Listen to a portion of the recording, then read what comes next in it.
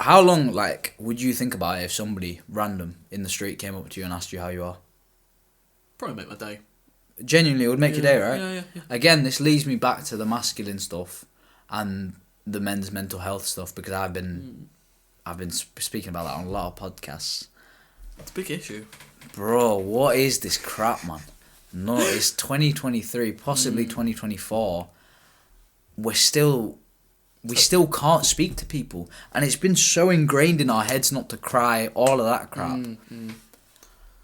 I want to know what your opinions on toxic masculinity are, man. They're not. You know what? I don't even think they were toxic until now, because of how like media and how social the media. because of how people are pushing it, and I think it's a good thing, but also makes me like just not want to do any of the stuff they say. Like when they say, "Oh, you can cry," I'm like, okay.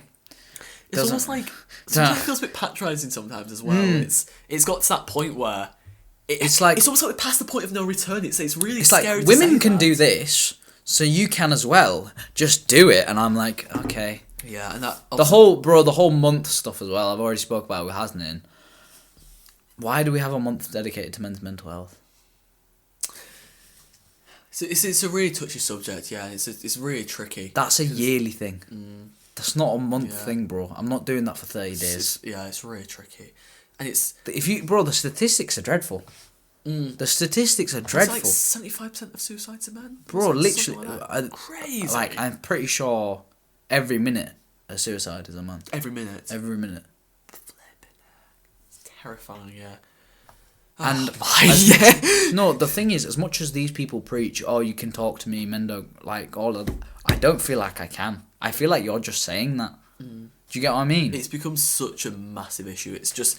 And I feel like when they say that, I trust them less to say anything to them. I don't know why, but I was wondering if that's the same for you. I get, yeah. I mean, I've had some really, really lovely chats with guys about times where I've opened up about things, or when someone else has opened up about something, and it's a very, very lovely experience, and it's something that is unfortunately way too rare. I mean, growing up, I was part of a lot of friendship groups with girls as well, and it was a very normal thing just to talk about emotions, and I really, really respected that, and it was a really lovely thing. Did you get not ridiculed or anything like that when you were in that group? Oh yeah, here and there, but it's just a thing of life, really. You just move past it, and they just try to put you down out there. But it's that don't make it right though, man. Especially for something like that big. Because for us guys, it is hard to talk like that. Oh yeah. Because it's been so ingrained, even if our parents don't teach us that, like, our ancestors had that, and you can clearly tell. I think that kind of, like, generational trauma, 100%. that's where it gets really messed bro. up, yeah. And trying to convey to your kids that you can talk about that, but then the parents themselves have no one to talk about it as well. Sad, isn't it? It just gets passed down and down. It's always trying to find out how it can be fixed, because like I say, it's almost like we passed the point there. Yeah, past really no return. Yeah, and I don't like it either. And I think people are. It's almost a marketing ploy as well, in my opinion. Like the whole Movember stuff, like all the big companies putting it on packaging, everything like that. Just grow your mustache out for Remember. I don't know, man. All of these things are getting too. I'd rather you just said for Men's Mental Health Month, anyone can just chat to me, reach out to me. That's again like the point that I said in the beginning. If I was to get approached by someone, they literally ask me how I am with a smile. We're thinking about that for more than 3 days. I'm not even lying. It makes a big difference, yeah. Because we would never get that. That would be so abnormal for us. Do you get what I mean? Yeah. And it's just not a regular thing for us. Yeah. Even compliments, bro. Whenever I get compliments, I'm like, what the hell? I don't know why, but like it's compliments are so rare in a male friendship group. I don't know if it's the same thing with you, but no, even just like any friends you have, you don't really get complimented if you're a guy. Girls get complimented better. Have you ever seen this? Girls get really complimented a lot.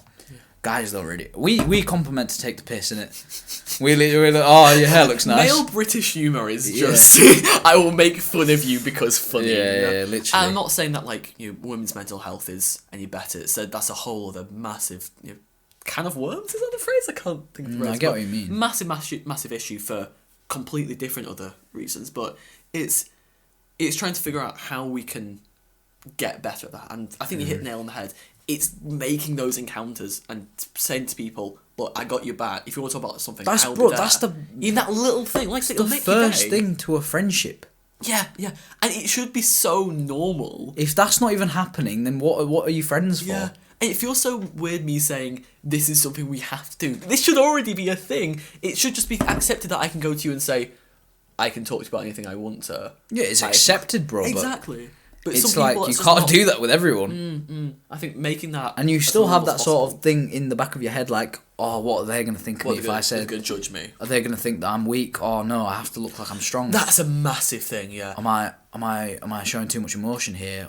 I've spoken to so many people where the reason they're scared of opening up is because they want to be there for other people, and they think that if they show emotion, that other people won't go to them. That is, I relate when people told me that, I just this heart dropping moment where I was like, damn. You know? Yeah, bro. I felt like I've done that in the past where bro, I'm always there for everybody else. Whenever somebody asks me about me, I'm fine. Yeah. You know what I mean? Of course. We've all done it. We've all done it. And sometimes it's easy to not be there for yourself as well. It's so easy to kind of make sure everyone else is happy. Because we get so am I happy? We get so invested in that we forget to even remember how to take care of ourselves. Because if you ask me now, I wouldn't really know how to tell you. Yeah. That's mad, isn't it? That's mad. I remember when you asked me about like what do you do at your lowest times. I stood. You had to think, innit? You had to really think. Damn, it is hard to get out of that place. Because I feel like we suppress it to the point where it goes away for a bit. And then it comes back in the source of anger or like some other emotion. And it's like, where's this? Why do I feel bad today? Don't know why I feel Random bad. surge of sadness. How funny. It's just normal. But yeah, no. It definitely needs to fix up. Exactly. And like, I think the only way it can be fixed is by trying to make that content be there for people. Yeah, 100%. So that people will be there for you. It's such a human reaction to see if you're nice to me. Subconsciously, I'll be like, I'm gonna be there for that guy. He was good to me at the time where I was low. I'm gonna be there for him. I'm gonna support him. But yeah, no, I do agree, and I think it's just really annoying. I think more than anything because it's the fact that it's still a topic of conversation. Sometimes I do it to take the piss though. You know, when I go to like some of my female friends and I'll be like, oh yeah, don't cry or anything, and they'll be like, you can.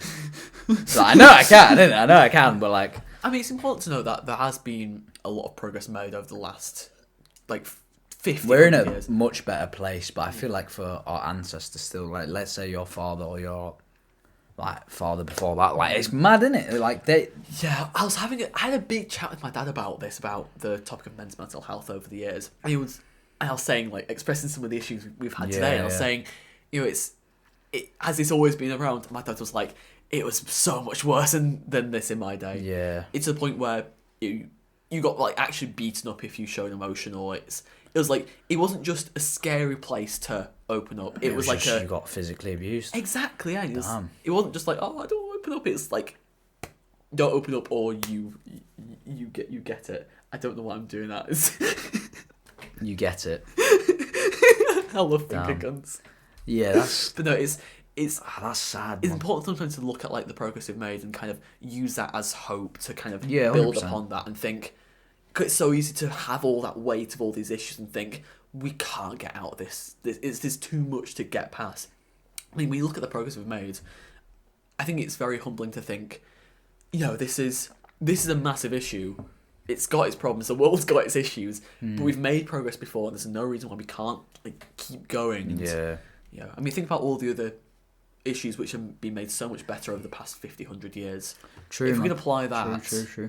I don't see how we can't get rid of this. I don't see why in 6 years' time we can have another little podcast and say, hey, remember this? Yeah, you've said it all there, man. But yeah, no, I appreciate everything that we spoke about on this podcast. But what's one message you want to leave the viewers with? Subscribe!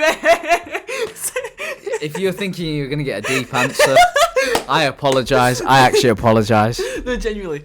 Genuinely subscribe. Yeah. Oh, yeah, genuinely subscribe. But as well, be there for people, love people, be the people to other people that you want other people to be to you.